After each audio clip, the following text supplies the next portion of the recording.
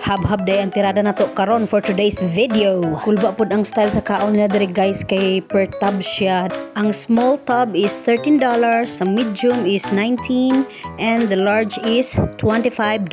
So among gipili is ang $13 ra kay medyo mahal gid siya guys. Dili ra sad ka matahag tudlo-tudlo diha guys kung unsa imong gusto kaonon kay mga Asian cuisine man sad ni siya. So ilado ra sad nato ang mga pagkaon nga ilang gina-serve. So mao to ang style dere, magtudlo-tudlo lang ka kung unsa imong gusto kaonon dirha. Tudlo-tudlo pod kunuhay ko, nangutana ko, what's this? So no, mo to nitubag din siya no, pero ang ending wala day gyapon kasabot kung unsa to yung gitubag. Buang. Ug ipang dasok ra na siya diha guys sa isa ka tub. Taman sa mapuno ng tub, idasok din na siya diha no, kana kay puno naman so okay na. Mao na din na siya guys, ang itsura sa $13 sa murag wala gyatay. So ako na say namili no para sa ako. So mao din ni akong gipang pili guys. Nga mura siyang pansit na lapad na siya no, mura siyang buan basta. Then kana na sang chop suey yata na no akong gipili. So puro mga sabaw-sabaw guys. Ang ending mura na siya bahog sa iro ang akong gipili. Atay lang kana din siya unsa man ni siya four season. Then kana din ang utana din ko guys nga, oh, what's that? Kaday siya guys, mura siya pang Indian something pagkaon nila. So ni try lasad ko kay murag lami man pud ilang mga kuno kay daghan man siya spices ang ilang pangbutang. So mo na ako ibang pili guys. So namili pa ko nag-isa unsa akong pang tudlo ko dira no. So ang ending kana ra day gyapon akong gipili ng kana siya fish, murag fish ano na siya guys. Fish na siya. Yeah. So mo na siya tanan akong gipili. Mo na din na siya. Okay? Kuyag voice over oy animal. Pero laban lang. So mo rin to no kay nakasweldo naman ta. So ako ang nagbayad karon for today's video.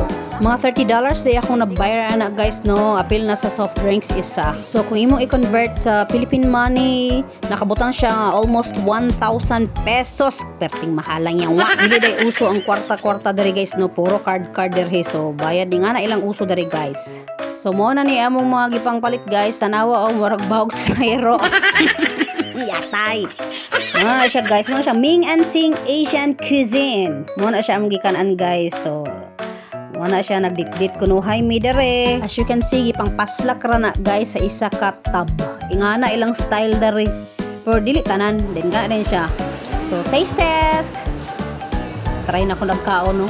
Pero ginoo ko way lami, murag walay asin piste mga kuan man sigurong tao diri no, mga basin siguro ka ng engkanto siguro no. Oh, murag yung bawg sa baboy na mong gipangaon ay giatay oy. So mo ito nagkuan ko daw ta kung no kay oy lami oy. Siguro reklamo na oy lami. So mo na lang na siya ang gihimong murag silbi kanon.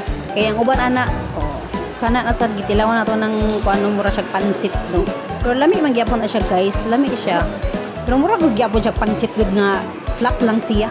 So mo to, mura siya, lami ramon pod siya. Labi na ng kana siya. Murag kuan na siya pang Indian something.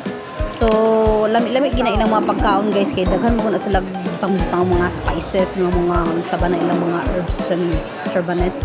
So mo to, nalingaw ron bugos akong gikaon. Mailhan man pod sa akong nong enjoy kay ko sa gikaon. Shit. Kung ikumpara nimo sa Pilipinas no, kanang hapit libo nimo makakaon na jugag ka ng sa restaurant no nga kamong duha makakaon na gid ka ana.